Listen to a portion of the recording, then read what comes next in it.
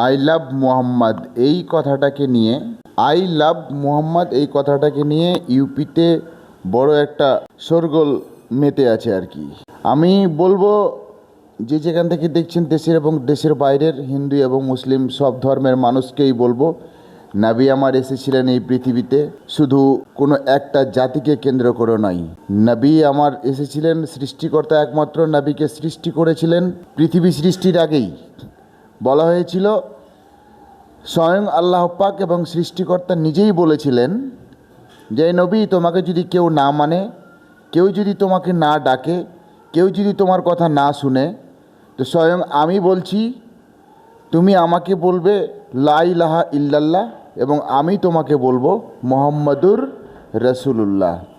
যে নবীর কথা বলা হয়েছে অনেক কেতাবে এবং অনেক মসলাতে এসছে যে আল্লাহ পাক নিজে বলেছেন যে আমি নবীকে সৃষ্টি করলাম সারা বিশ্বের এবং কুল কায়নাতের এবং সারা বিশ্বের মানুষের জন্য একটি মডেল তৈরি করলাম।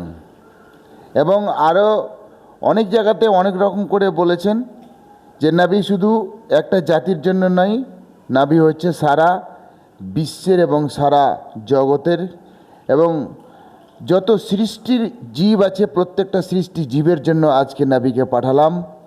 যে নবীকে আমি আমার আরস্য মহল্লায় যত্ন করে রেখেছিলাম, সেই নবীকে আজকে এই পৃথিবীতে পাঠালাম। যেদিন এই পৃথিবীতে আমার নবীকে প্রেরণ করেন আল্লাহ পাক নিজেই, সেই দিন আল্লাহ পাক ঘোষণা করেছিলেন জিব্রাইল মারফত বা জিব্রাইল দ্বারা ঘোষণা করেছিলেন যে এই পৃথিবীতে আজকে যে আমার নবীকে পাঠাচ্ছি, এই পৃথিবীতে কোনো মেয়ে সন্তান জন্ম নেবে না।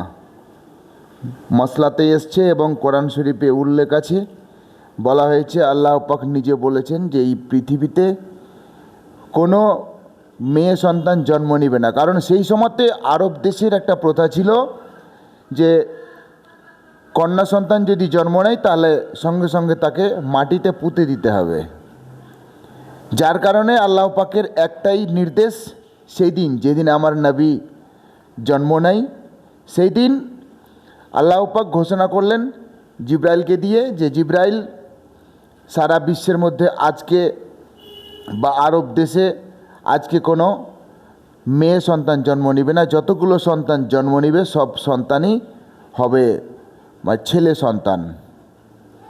এখান থেকে বোঝা গেল দর্শক যে আমার নবীকে আল্লাহ পাক কেমন ভালোবাসতেন এবং সৃষ্টিকর্তা নিজেই বলেছিলেন আরও একটা কথা যে নবী, আমি তোমাকে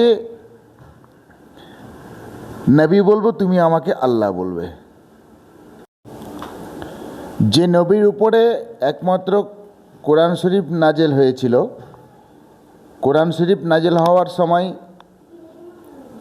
একটা জিনিস আমাদেরকে জেনে নিতে হবে, যে কোরআন শরীফ আমাদের শেষ নবীর উপরে নাজেল হয়েছিল, সেই কোরআন শরীফ সারা বিশ্বের মধ্যে আজ পর্যন্ত সেই কোরআন শরীফের একটা জের বা জাবার বা পেশ বা জজম এখন পর্যন্ত কেউ ভুল বা কেউ মিথ্যা প্রমাণ করতে পারেনি।